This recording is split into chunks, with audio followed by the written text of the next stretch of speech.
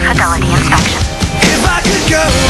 Welcome back. Joining me now is Jessica Brody. She is the author of the Fidelity Files, and what you just saw is like a little clip of what is called a book trailer. We're going to talk about that in just a second. We're going to show you more of that, but first, I'd like to welcome you. Thank you. You grew up here in Colorado. I did. I went to high school, Ponderosa High School. Yeah. You grew up in Franktown. I did. Got your start, you were something about pizza pies, slicing pizza pies here in Greenwood Village. Yeah, my parents owned a pizza restaurant in Denver Tech Center, and I grew up waiting tables, throwing pizza, bussing tables, dishwashing, everything you could think of. Oh my goodness. Did you always know you wanted to be a writer? I think so. I mean, ever since I could write, I've written a lot, and my parents at home have just piles of these little novels that I used to write and publish myself with wallpaper and tape and stuff, and so I think it was always in there. That's awesome. Well, we're going to get to more on you in just a minute, but let's talk about this.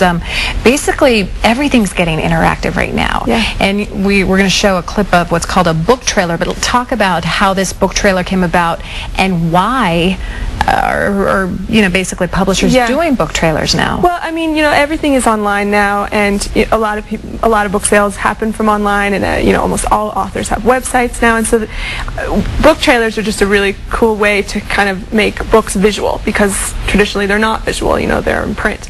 So I set out to produce a 1-minute trailer. I shot scenes from the book, kind of like wrote them in screen format and shot them so I could edit together this little teaser that would introduce the book. It's like a commercial for the book. Yeah. It's visual. It's like a movie trailer, but for a book. All right, we're going to show it to you, and then we're going to talk more about it. Take a look.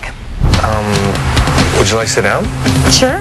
If you take off your shoes, then you can walk all over me, but I've been abused. It's called a fidelity evaluation. Caught up in the crush of the cavalry I took for granted. This card indicates that you have been involved in an undercover fidelity inspection. If I could go back in time. Most people just want peace of mind. Did he feel? It's a hard thing to find these days. That's why I have a job. I'm not who you want me to be.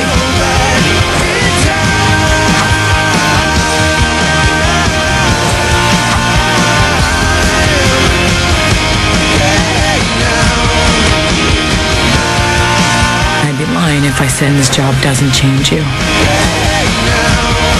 It does.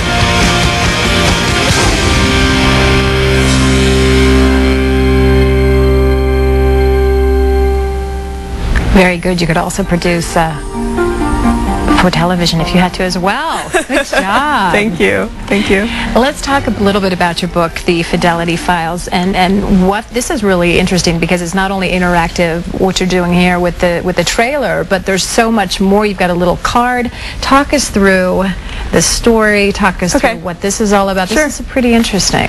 Well, it's about a woman who's hired to test men's fidelity. Yeah. So suspicious wives and girlfriends will call her up and say, I think my husband is capable of cheating. And she goes out to see if that's true or not, and to see if they'll cheat with her. It's actually an intention to cheat. She doesn't go all the way. And then she reports back. The one thing that she leaves behind at an assignment is this card. The Scarlet Letter. The Scarlet Letter card. And on the back is a phone number, which is actually a real phone number that you can call. And the men have to call this number to see what just happened. So that's kind of the story. She's leading this double life. She's a fidelity inspector, but none of her friends know or family knows what she does. Interesting. They all think she's an investment banker. So, she's got these two double lives that she's leading, and in this book they start to collide. And like you were saying with this card, this is something that you get with the book. It's a little card, and you can call that number, right? Yeah, it doesn't come with every book, but if you go to the website, thefidelityfiles.com, you can order one. Oh, gotcha. Yes. So you can have your own little card, and then you call that number. You actually call the number. Yeah, you can call the number, and there's an actual recording. What you heard in the trailer. Let's talk about how you came up with this idea, because right here we have some statistics that are kind of shocking. Nearly 40% of all married men cheat on their wives.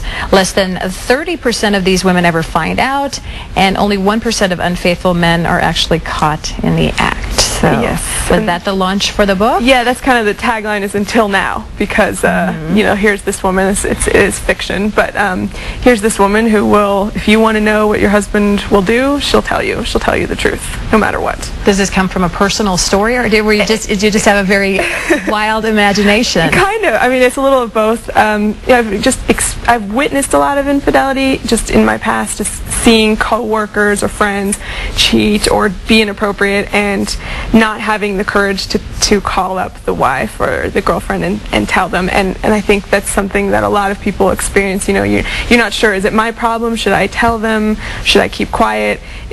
Personally, if it were me, I'd want to know. So I was kind of always torn between whether or not I tell. And so I created this character who tells. It's what she does. It's kind of my way of dealing with what I had seen before. How did you come up with the idea for the character? Was it just popped in your head? Popped into my head. Yeah, I just thought, I want to write a book about someone who has a really interesting job that she can't tell anybody about. Right. That's kind of that she has to keep a secret. And it just, you know, what if there was someone who went out and tested men's fidelity for a living? And I thought, and at the time I didn't know it was real, and there are agencies that do it. I was going to say, what if you know, you sparked this idea, but there's actually something out there like that right now? Yeah, there is. You know, they're called, a lot of times they call them love decoys. They have different names. In the UK they're called honey traps, and they're actually very prominent over there. There's a lot of honey trapping going on in the UK. Really? It's not quite as popular here yet, but you never know, because there are, there are agencies.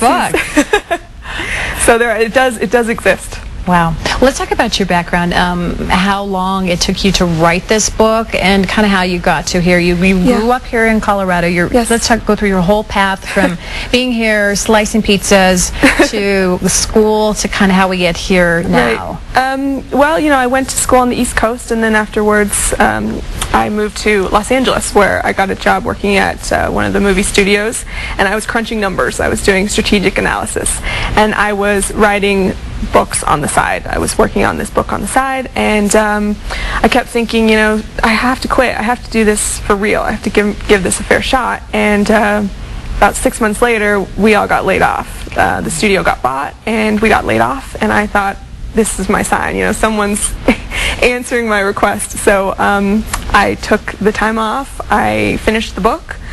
I took a lot of odd jobs off of Craigslist to keep myself afloat, and then a year later I sold it, and here it is. Amazing. And you said you had to rewrite it a lot, but I did. There's a lot of tenacity behind it. You kept going and going and going. Yes, it took 2 years to write it because I was doing a lot of rewrites, and that was based on just a lot of rejections I was getting from publishers and agents and such. In the process of trying to get it published, you know, you get a lot of rejections, and a lot of interesting critiques were coming with those rejections, and I decided to, you know, some of them I said that those are good critiques, you know, I'm going to work on that. And eventually I got to the draft that got represented and got sold. So. And you say right now you're on the bestsellers list here in Denver. Denver Post #2 on the bestseller list. It was so exciting. Yeah, I'm so excited. So what about from here? Where do we go from here? You were talking that this possibly might spawn off into a series? A TV show, yeah. We've had some interest in turning this into a TV show. So I've been working with some producers on that, and hopefully, you know, maybe next year it'll be on your TV screen. Wow. Fingers crossed. What about writing as well? Well, I'm actually just finishing up the sequel, which will come out next year. So there's more. When you finish this book, if you want more, there'll be more. We'll have you back. Jessica Brody, thank you so much for joining us. Congratulations. Thank you so and good much. luck. Thank you. Way to persevere. We like that. Well, join